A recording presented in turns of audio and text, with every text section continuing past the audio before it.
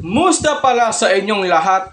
Ang gagawin naman po natin ngayon ay itatapon natin ang mga maling ginawa ko sa nakaraang 2023 at sa 2024 na ang pagbabago na maaring mature at hindi immature na tao.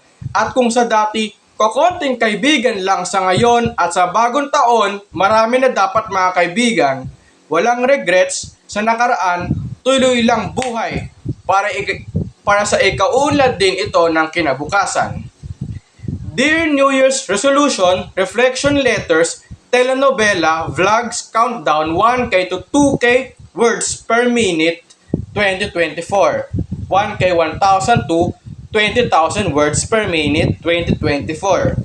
Part 1, mga vlogs na ito ay para lamang sa owner na dedemanda ko, kaya kapag ninakaw nyo ang putangin ng content na meron ako katulad ng personal life at maaari ko kayong kasuhan ng copyright infringement for patency, plagiarism, forgery, or di kaya sharing cases in terms of Bullying Act of 2013 in Republic Act number 10627.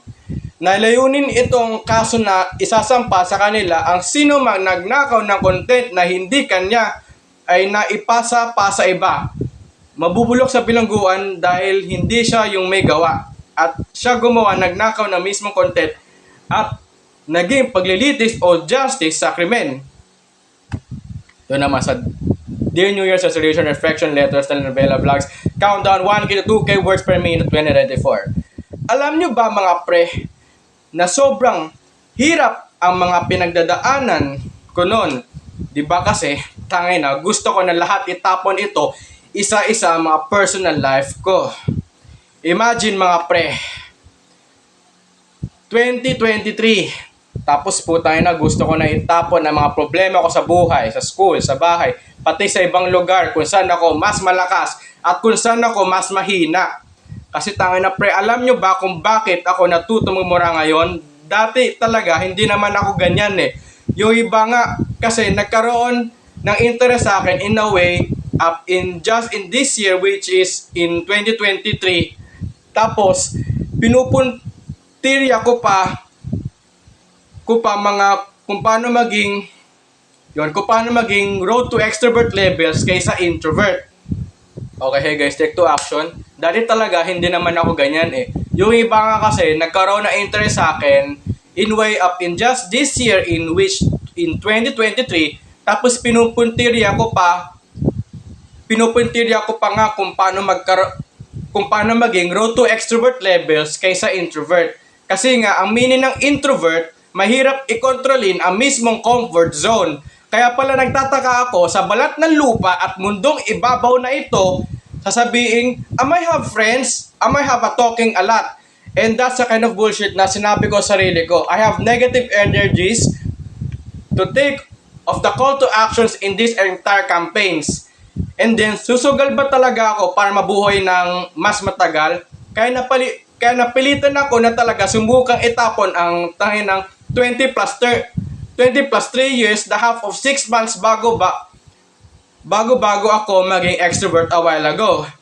Imagine mo pre, mga 6 months, half a month ago, just 1 year in this 2023, 20 plus 3 years ago guys, tinapon ko na yung tangin ng bullshit na kaka-introvert kaya ako nabully dati kasi yun nga. Dahil sobrang plastic na yun, kaya napilitan lang ako na kung gusto mo pa mabuhay na matagal talaga, in this and call to action of this entire campaigns, kaya subukan ka talaga maging extrovert a while ago. And then fucking shits kasi nga, personal life, may pakialam ako. At kaya mga putay nandyan ha, ayokong ipagkalat nyo sa iba ang mga nalalaman nyong lihim ng buo kong pagkatao. Kung hindi, pare-report ko kayo at sabihin tangay na nangingilang kayo ng story ng ibang tao na hindi nyo naman storya yun. Nakakahina ng loob. Tapos, pag chichismisan nyo pa ako ng tangay na hindi naman sila nakaka-relate, uncomfortable kahit ang tangay na buhay ha, pinagkalat pa ang personal life na hindi magandang naging epekto at depekto na lang. By the word epekto at depekto, effects at defects na lang. Kung kayo nga hindi naman pinakailaman mga personal infos nyo At ako, pinakailaman nyo, tangina ba, by Jeffrey Dixon, the world who fixes a lot of my problems. At ilang mura pa yan na ibabagay na mahigit sa kulang pa mga itatapon sa trash cans dahil sa 1,000 to 2,000 to 5,000 to 10,000 to 20,000 words per minute para matapos na ang mismong katangahan dulot ng mga problema ko sa buhay. At kung may iba sa inyo, ibinenta ang mismong may-ari na aking personal life hanggang sa ultimo 1,000 to 20,000 words per minute, mga puta, ang gagawin ko sa inyo, kukutasan at susungalngalin ko kayo gamit ang darili na mas matibay pa sa misteryosong kahoy. Para lahat ng mga problema ko sa buhay, ipupundirya ko sa iyo. Para gumising at umalog ka na rin, wag nyo rin ako diktahan kasi mas matalas pang isip ko gamit ang tampalasang coconut shells. Matindi ako magalit kung sino man ang nagbenta ng aking personal life, dapat sa aking pera lang nagmumula ang personal life, sapagkat ako lamang nakakaalam ng buo kong istorya. At kayo dyan mga pre, wag nyong ipagkalat sa iba ang sa akin. Kasi putang ina, papaaway ako sa inyo mga taksil kung sino nag-angkin ng storya na hindi pagmamay-ari ng iba. Maging matalas kayo sa isip ng intellectual property of copyright infringements. Malaking sampal na kaso ang makakaharap nyo ang sino man lumabag sa kagustuhan ko. May kakibat na diferensya at multa. Multa. Yung parang nababet ako. At multa, hindi lamang sa thousands, kundi 100,000 o di kaya milyones. Kaya putang ina, maawa kayo. Lahat ng mga pinaghirapan yon, akin lang yon. Wala na kayo sa lugar na yon. Intende, nagkakaintindihan ba tayo mga kautol ha? Kulang na lang, bagsakan mo sila ng defense strips para matauhan, i-counterflow mo pa mga buong istorya para sa akin na lahat na hindi naman kanya o pagmamay-ari ng iba. Nakakasulasok kasi at nakakadismaya yung mga bagay na repercussions. Ikaw pa man ang naging dahilan na mismong ayaw na nakikipagsapalaran sa kesyo ganito, ganyan. Tangina, vlogger ka ba? Huwag ka mag-share ng infos na hindi naman sa'yo ang content. Dahil sa chismis na ito, ikaw ba gumawa ng vlogs nyo? Tangina, iba gumawa. Kasi kung ikaw naman talaga ang gumawa niyan, sa'yo talaga yan. Wala mag-aangkin at magbebenta ng vlogs mo na hindi sa inyo. Tandaan mga karaketas, ang pagba-vlog na original ay ginagamitan niya ng CTTO o credits to the owner. Kung ikaw talaga naka-license dyan, sa'yo mapupundar ang mga pera na pinaghirapan mo katulad na rin ng pagba-vlog. Malaking kaso na kasi ang piracy is a crime. Maaring mademanda ang sino man ang nakapi o nag-plagiarize sa mismong may-ari na hindi naman kanya at shinare niya pa sa iba. Tangin na kung ako yan, mahanap ko lang kung sinong salarin doon, demanda ko sila isa-isa para mahanap ang suspect sa nangyaring insulto at nawaksing mga krimen sa buhay. Putang ina, kapag ganyang pasneya, pasneya as in, ay ganta niya guys, hindi ko mapapatawad ang mga nagnanakaw na hindi naman may-ari ng vlogs katulad ko. Part 2, actions. Ang vlogs na ito ay patungkol lamang sa kung ano ba ang personality behaviors ko sa una hanggang pangwakas na lathala. Paano ako naging introvert to extrovert 20 years plus 3 equals 20 years ago, half months nung January to June 6 lang sa half 2023 na taon. Naging extrovert na ako nung July to December. Bakit kaya ngayong December 31, 2023, bago mag-January 1, 2024, ano ang magiging New Year's resolution, reflection letters, telenovela no vlogs, countdown 1K to 220K, 1K to 20K words per minute, 2024. Well, ganito kasi ang mga panimulang mga istorya, mga pre. Alam nyo, simula nung prep, kindergarten, or nursery pa ako, sobrang hirap talaga makipag-socialize sa mga beginners. Ang tawag talaga sa mga sinaunang panahon na yon, introvert. Ang meaning talaga, pag sinasabing introvert ang isang tao, mahirap kausapin, may ADHD, dyslexia, mahirap makinig sa mga bagay na dapat matuklasan nung una pa lang. Need pa magkaroon ng time and effort management para makipag-socialize ng tama kaysa mali. Ganun ang ibig sabihin ng introvert. At isa pa, ang introvert, mahiyain yan. Hindi marunong makisama at gumala katulad ng mismong mga extrovert levels. Dahil ang mga extroverts kasi, hindi sila mahiyain, tuloy-tuloy lang ang mga mundo ng mga extroverts. Kung born extroverts ka, maswerte ka, may kaibigan ka pa rin noon at ngayon. Pero nga, ang problema sa introverts noon, kung born introvert ka sa una pa lang, matik, hanggang dun na yun, wala magbabago. Kasi nga, kung ikaw mismo nahihirapan makalabas ng comfort zones, kasi introverts lang may kagagawa ng lahat ng theory na yon. Ang extroverts nga kasi, mabilis lang mag-counter flow ng comfort zones. By the term comfort zones guys, mag-counter flow, counter-attack ng comfort zones. Ganon guys. Kasi kung sa introverts, mahina, hindi magaling, o hindi mabilis magsalita. Ang mga extroverts naman, grabe, wala na ako masabi doon. Pero mabilis, magaling, at 24/7, non-stop conversations ang mga extroverts. Ang problema sa mga introverts kasi, sasabihin ko na yung totoo. Alam nyo, may kaklasmates din ako nung prep pa at ako noon, school, nung SBSN o St. Benedict School of Novaliches. Tapos may nagsabi sa akin dati, may autism ka ba? Or whatever the kind of taking some of other shells instead. Kasi ako, that time, introvert ako noon, hindi ko nga alam, mayroon na palang usaping action speaks louder than words. Hindi lamang salita, kundi sa gawa. And in that case, hindi ko nagawa sa simula pa lang, kaya pasensya na talaga mga pre. Kung wala akong nakuhang mga kaibigan na bala kong kaibiganin sa huli. Kasi ano ba naman ang pagkakaintindi nyo pag-usaping magkakaibigan, di ba? Mga kabalyero. Swerte talaga mga extroverts kasi mula noon hanggang ngayon, magkaibigan pa rin sila hanggang ngayon. Hindi na rin pinupundirya na pumunta pa sa isang dissenting psychiatrist, therapist, o hindi kaya guidance counselor and mga extroverts kasi wala naman silang mga sayad sa utak. Sayad guys. By the word sayad guys, gas-gas yung utak. Mamature ba yung makipag-socialize guys? Parang ganon guys. Kaya ang tendency talaga, kung extroverts ka na, hindi mo na kailangan gano'n psychiatrist kasi maano ka na talaga, mataas na mo. By the word mataas na alam mo na kagad ang mga sabihin mo sa huli.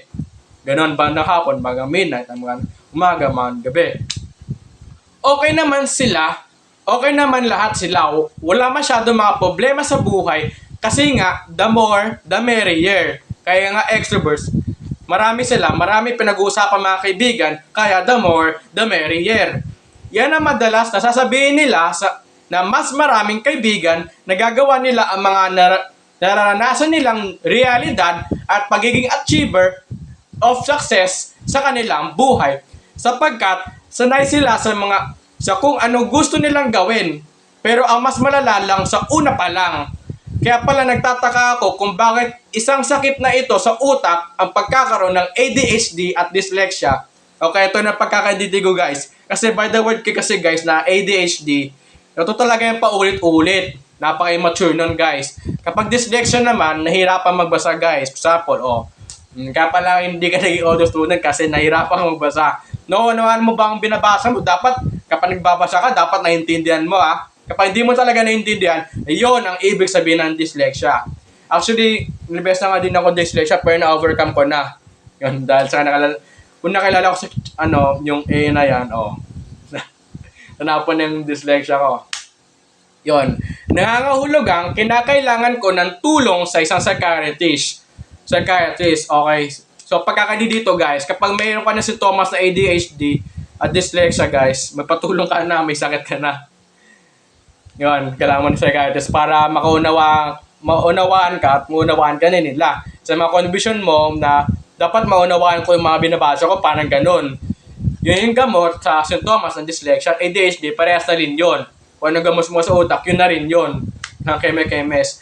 Para alisin ang pagiging yun. Kaya lang ko sinabi na pag pumunta ka kasi pag pumunta ka kasi sa psychiatrist kasi, ang ADHD at dyslexia kasi, nangahulugan niya na, oo nga pre, kaya sabi dito, para alisin ang pagiging introvert at maging extrovert na rin sa huli, kasi ang pinaka mas malala sa pagiging introvert, parang matagal ka ng patay, ganon. Okay, hey guys, hinahin lang natin ang boses natin para grabe nakakaya kasi. Ito nga. Okay, matagal ng patay. Alam mo ba kung bakit naisip ko matagal na akong patay? Hindi naman sa weird, pero sobrang sakit talaga isipin yon. Alam mo kung bakit? Kasi nga yung word na patay, na ako talaga as in, akala mo kaluluwa na lang ng mga bilanggo at rehas talaga. Is yung kay tagal na mga panahong hindi ko sila nakakausap. Actually, marami nga ako hindi nakakausap nung kindergarten, prep, or nursery pa ako. Sobrang immature ko noon. Kasi introvert nga. Diba? Hindi naman extrovert. Kasi, introvert hindi mahilig sa maingay. Kung maingay o extrovert yan, ekis na sa friendships yon. Yun yung ibig sabihin ng introvert. Introvert kasi, mahilig lang sa tahimik. Kung hindi sila mahilig sa maingay, ang mga introverts, hindi sila nakikipagkaibigan sa mga extroverts na maingay masyado. Yon, kaya naging X talaga siya. Pero kung extroverts, hindi X. Pero kung extroverts, hindi X kung extrovert ka naman. Kasi ang introverts na hindi marunong mag-ingay, palalayan ng palala. Nalala ko tuloy mga sinabi ng guru sa akin pagtapos graduate at come on, let's escape and go now to the another level of circumstances of this kind of behavior, and to do so, this kind of back and forth materialistic action speaks louder than words. Kasi nga yung mismo mga guro at iba ko ring mga kaklase, sabi sa akin nung grade 1 to grade 6, sabi nilang mga kaklase at guro, kung mahihain ka ba, bakit ka hindi madalas magsalita sa classroom? Tahimik ka ba o ano? Na parang ganon. Kasi nga, hindi pa nagmamature, makipag-socialize ako. Pero sa grade school, okay naman talaga. Maraming crushes, ganon. Maraming crushes, pero take note ha, ayoko nang bagitin ng mga pangalang crushes ko. Baka, kapag nalaman nyo, mag-selos ako bigla. Ganyan talaga yan. Kung ito ay tungkol sa personal na buhay. Ayoko na i-share, kasi baka pag nakawan nyo pa ang pagmamayari ko na hindi nyo naman pagmamayari nyo, okay? Pagtapos nursery prep, kindergarten, tuloy-tuloy pa rin ang pagiging introvert ko. Hanggang sa ako ay nag-reach ng high school, first to fourth year, introvert pa rin ako. Mahirap naman talaga makipag-socialize sa sobrang daming tao na espasyo, kaya kaya ko. Kaya ko lang ay kukonti. Yun na yung sabihin ng introvert. Ang espasyo kasi ng introvert, kaya lang ang comfort zone kapag kukonti mga tao. Kapag extrovert naman, kaya na mas maraming tao. Hanggang sa tapos graduate, hindi ko alam kung matatandaan pa nila ako kasi nga bihira na lang ako nangamusta sa kanila. Sinasabi ko matagal na akong huwag na yung word na matay, na hindi nagparamdam kasi dapat nasa belong circle of friends dapat ako. Na-realize ko, huli na pala ang lahat. Paano pa ako lulugar sa matahimik na espasyo kung kaka-introvert ka pa rin? Paano ka naman magkakaroon ng friends? Tapos naalala ko palalo nung grade 1 to 6 pati high school, first to fourth year, pansin ko marami nang nambumura. Kahit hindi naman ako palamura noong mga araw na yon. Siguro marami silang pinagdadaanan ng mga problema sa simula pa lang. At ako, start pa lang ako sa scratch. Hindi nga ako nag-experience mag-hi hello sa kanila, tapos first time nag-taking selfies, hindi naman nangyaring yung ganon. Para akong gago at sirang plaka. At noong time na senior high school, na grade 11 to 12, sobrang introverted ako noon. Hindi ko talaga na-experience din mag-hi hello kasi ang hirap na nga naman bagong kilala tapos ganyan. Paano pala makakahanap ng mga kaibigan na malupit kung puro tahimik na lang? Hindi maingay, kaya pala yung mga friendship anniversaries na rin, nakakalimutan nila yung mga pinagsamahan ba? May pinagsamahan ba tayo or what? At nung nag-college ako, I really hate 4 years na pagiging IT ko, grade 11 to 12 of senior high school life and college life. Contract ends just first to second year. Plus may mga classes pa ha. In all these school years, alam nyo ba kung bakit ako nag-shift ng course? Kasi pinupundiri ako pa, mahirap ACADS ng major subjects pati exams ng IT.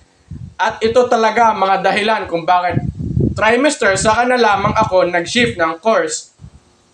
Kasi una, mahirap naman talaga, puro error coding strategies. Pangalawa, ang tamad magturo ng teacher, parang senior high school pa ako noon, sobrang absent, wala na ako matutunan doon. At pangatlo, madaling ibagsak ang subject kasi mahirap, nga walang madali sa buhay, lahat mahirap. Yan ang mga dahilan kung bakit ako nag-shift ng mismong course. At noong time na talaga na year 2020 is already the pandemic right away, alam nyo rin ba kung ano nangyari? Nagkandaletse-letse ang buhay na meron ako. In the year of the rat, sumulpot pa ang horror sa mga bata, ang Momo Challenge, pati Blue Whale Challenge. And the case to last is dahil sa COVID-19 in the year 2019 to 2019, in the year 2019 to 2020, na COVID course ko, because my dream game developer is already shifted. Okay na yung 4 years shifted of the course because I'm already shaped up. Because I don't want to tolerate to shift again the course once and for all. At kaya nung time na yung parents ko decided to pick up the right track so that I can now study it again in college. Kaya in year 2020, in the year 2020, I'm not studied because shift is the best way to end college problems in an IT world. At yung time na I take a step, magaling talaga ako sa artworks, anime. Okay, hey guys, let's end this vlog for a while and then kasi panagalitan ako, it doesn't make sense daw all of these vlogs. And then hope is basta ganun na yan. Okay, we'll see you again coming soon. Okay. Tutuloy nila ng vlog na to next time. And then in ngayon wag muna guys kasi nakakaya guys. My parents caught me na nag-vlog ako ng all but personal life, hindi naman sila nakaka-relate and then okay po tayo talaga ata. Okay. Mag-take 2 na lang tayo next year. Coming soon na lang ang another version of this. New Resolution, Reflecting Letters, Telenovela Vlogs, Countdown, 1K to 2K words per minute, 2024. Thank you.